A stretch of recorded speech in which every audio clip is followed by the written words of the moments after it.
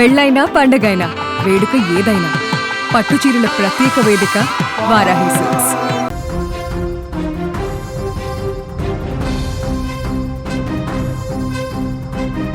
భవిష్యత్తులో డాక్టర్గా ఎంతో మందికి సేవ చేయవలసిన కూతురు ఇప్పుడు ఆసుపత్రి బెడ్పై ప్రాణాలతో పోరాడుతోంది. కళ్ళ ముందే కూతురి పరిస్థితి క్షీణిస్తుంటే ఆ తండ్రి పడుతున్న బాధ వర్ణనాతీతం. ఎలాగైనా మా కూతురిని బతికించుకోవడానికి ప్రయత్నిస్తున్నామంటూ మెడికల్ స్టూడెంట్ ప్రియాంక తండ్రి వెంకటేష్ కంటతడి పెట్టారు.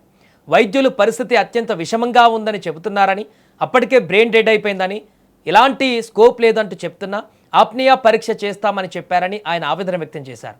తన కూతురి బ్రెయిన్ పూర్తిగా పనిచేయడం లేదని వైద్యులు చెబుతున్నారని చెప్పినా అతడి మాటలు ఇప్పుడు అందరినీ కలిచివేస్తున్నాయి.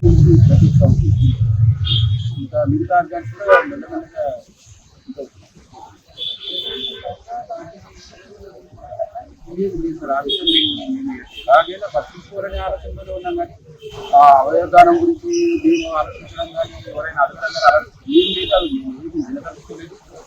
పట్టించుకోవాలని ఆలోచనలో ఇప్పటిదాకా అన్ని ఆశలు భగవంతుని ఈ మధ్య ప్రార్థిస్తున్నాం. ఆ అమ్మాయి బతికినవాలని నేను సమయంగా ఎలాగైనా మా అమ్మాయిని బతికించుకుంటుంది. అయ్యా 1% అవకాశం ఉన్నా కూడా మీరంతా ప్రభుత్వ వైద్యం ఎన్నో విజ్ఞానం ఇస్తున్నాయి, అనుభవమైన డాక్టర్లు ఉన్నారు. మాకు ఎలాగైనా మా న్యాయం చేయాలో మేము ఉంటాము, మిమ్మల్ని కలుస్తాము అని చెప్పి ప్రభుత్వం మీకు ఎప్పటికీ జరుగుతుంది, మీకు న్యాయం ఖచ్చితంగా జరుగుతుంది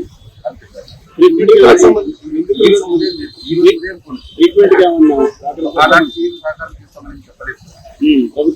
ప్రభుత్వం మీ ఎంతో ఉంటుంది, మీకు అన్ని రకాలుగా న్యాయం జరిగేలాగా నిందితులకు ఖచ్చితంగా శిక్ష పడేలాగా మేము సహకరిస్తామని మాత్రం చెప్పారు. రాజమండ్రిలోని ప్రసాద్ ఆదిత్య మాల్ వద్ద ఈ భయంకర ఘటన జరిగిన విషయం తెలిసింది.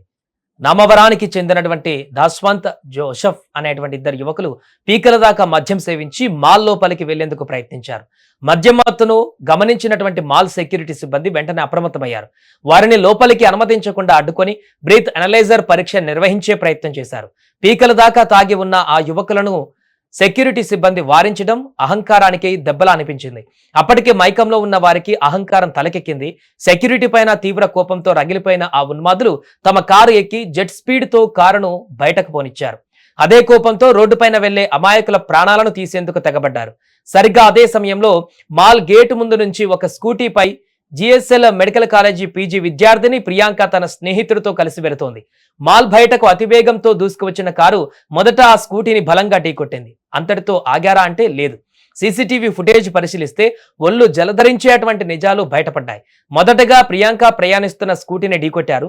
అయితే అది క్యాజువల్ గా జరిగింది అనుకొని వాళ్ళు సైలెంట్ గా ఉన్నారు. మళ్ళీ సెకండ్ల వ్యవధిలో మరొకసారి ఢీకొట్టారు. ఇక మూడవసారి మరింత స్పీడ్ గా కారును ముందుకు పోనిచ్చారు. అయితే ఆ దెబ్బకి స్కూటీ వెనకాల కూర్చున్న ప్రియాంక కింద పడిపోయింది.